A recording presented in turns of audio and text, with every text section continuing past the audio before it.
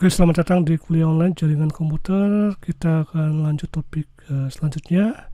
Kita akan bahas tentang prinsip daripada reliable data transfer atau RDT. Ini terkait bagaimana transport layer itu menghandle paket-paket yang diterima dan dikirim atau terima. Dan secara umum ini topik-topik seperti ini salah satu topik yang cukup hot ya, termasuk 10 top list daripada topik di jaringan ya.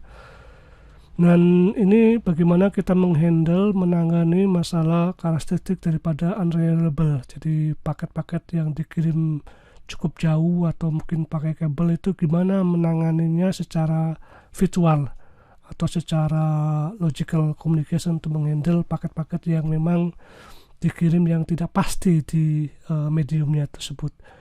Nah, secara umum itu ada namanya sending process, receive process. Ini adalah reliable. Kalau di sini posisinya reliable ya. Tetapi ketika paket ini dikirim ke tempat lain, baik itu menggunakan kabel, fiber, atau menggunakan wifi, wireless, dan sebagainya, ini masuk ke ranah yang namanya unreliable channel. Dan disinilah berperannya bagaimana si RDT send ini masuk ke satu protokol sendiri. Paket ini diterima oleh bagian sisi RDT receive ya, kemudian deliver data. Ini contoh ilustrasinya. Jadi sebagai contoh ya, tadi itu kita bisa ulas, ini bagian penerimanya, bagian pengirim, ini bagian penerimanya. Di situ ada RDT send yang dipanggil oleh application layer. Kemudian di sisi transport akan panggil UDT send ke unreliable channel. Kemudian kita dapatkan RDT receive dan kita deliver data ke bagian application layer. Oke, jadi ini di pasnya ya. Kemudian ini dikirim oleh ke reliable dan ini diterima paket di sisi penerimanya dan dikembalikan oleh ke layar di atasnya. Nah, bagaimana kita menghandle-nya ini sebagai relasinya kita bisa menggunakan finite state ya mesin, yaitu finite state mesin atau FSM. Itu kita memiliki satu state di sini, state 1, state 2. Nah, kita juga bisa ada panahnya dari state 1 menuju ke state 2. Berarti ada satu action yang memungkinkan atau membuat satu perubahan state, dan ini juga punya event state tersendiri.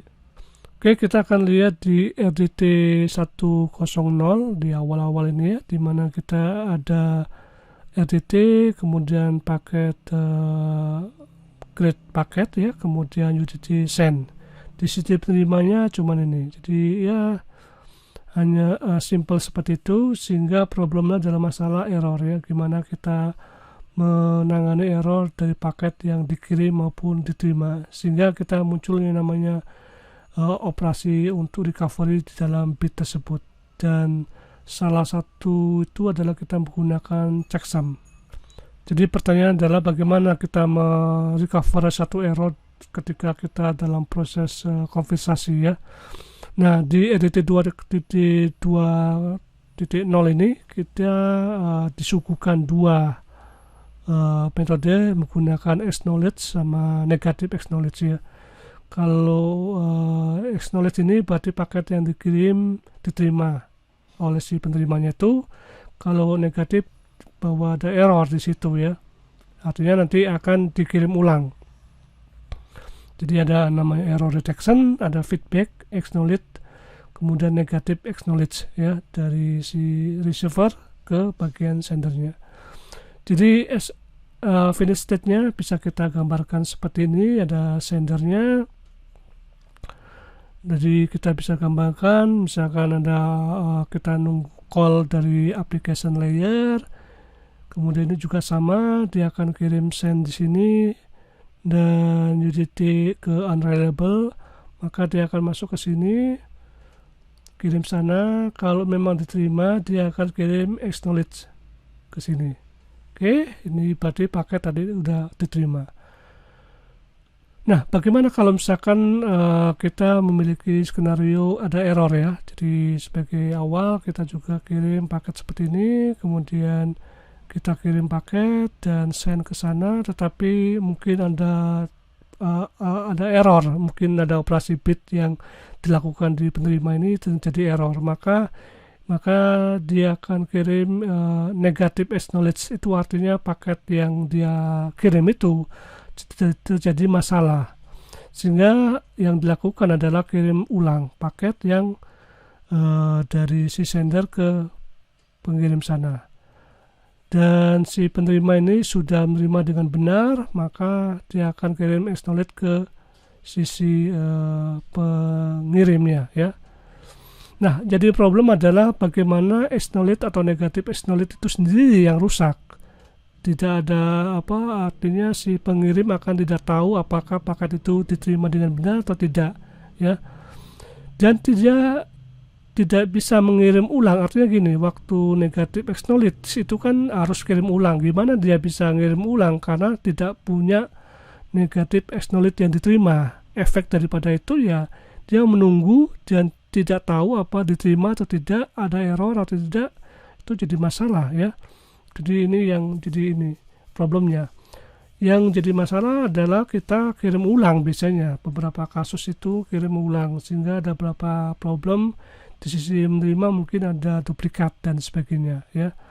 Dan ini adalah kita gunakan stop wait ya untuk kirim paket, untuk kirim respon. Ini yang jadi masalah. Jadi 2.1.2.1 ini dia dihandlekan untuk bagian waitingnya. Jadi kirim paket seperti ini, kalau memang dia knowledge-nya negatif ya kita kirim ulang seperti ini. Jadi ada perubahan acknowledge-nya di situ. Oke, jadi ini adalah finish state untuk 2.1 bagian pengirimnya ya. Jadi ketika kita kirim paket data yang seperti ini, maka kita akan tahu bahwa si penerima ini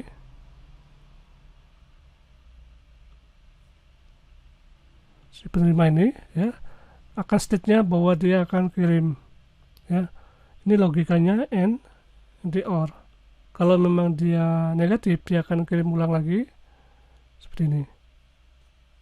Oke, dia waiting sini dan dia kirim send data ke sini lagi sampai dia tulisnya seperti ini. Nanti dia akan calculate ya apakah dia send ulang atau tidak. Nah, di sisi receiver ini handle-nya juga terpisah, jadi paketnya seperti ini messaging state-nya dan handle-nya seperti ini ya.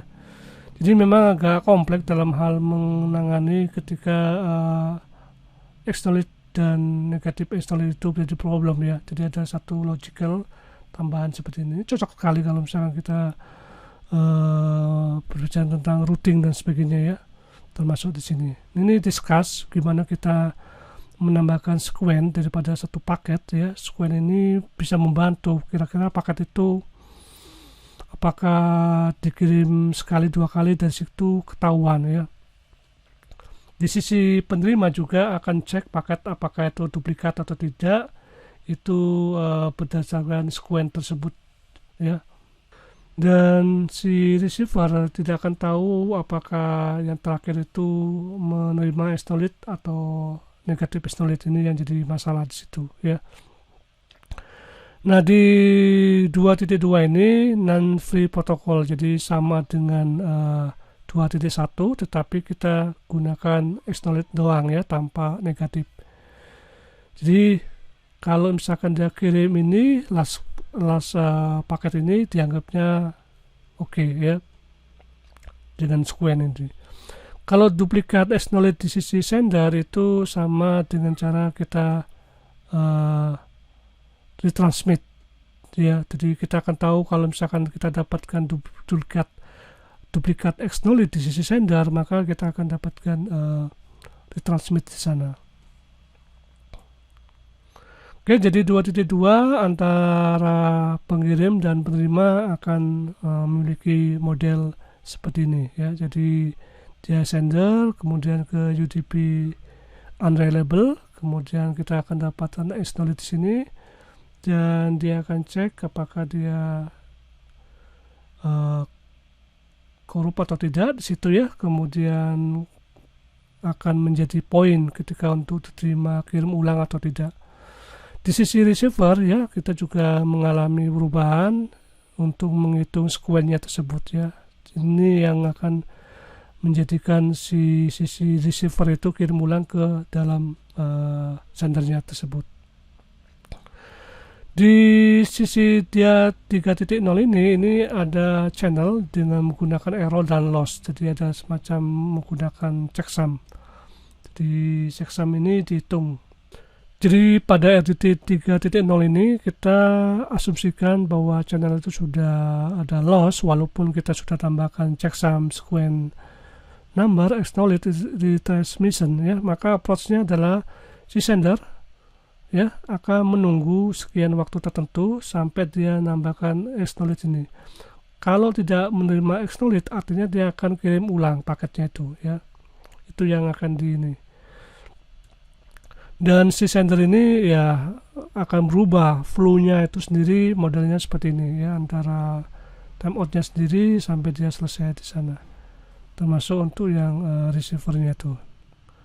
Jadi ini ada perubahan-perubahan yang ada di RDT ya. Nanti mungkin kita akan lebih banyak di bagian network-nya nih.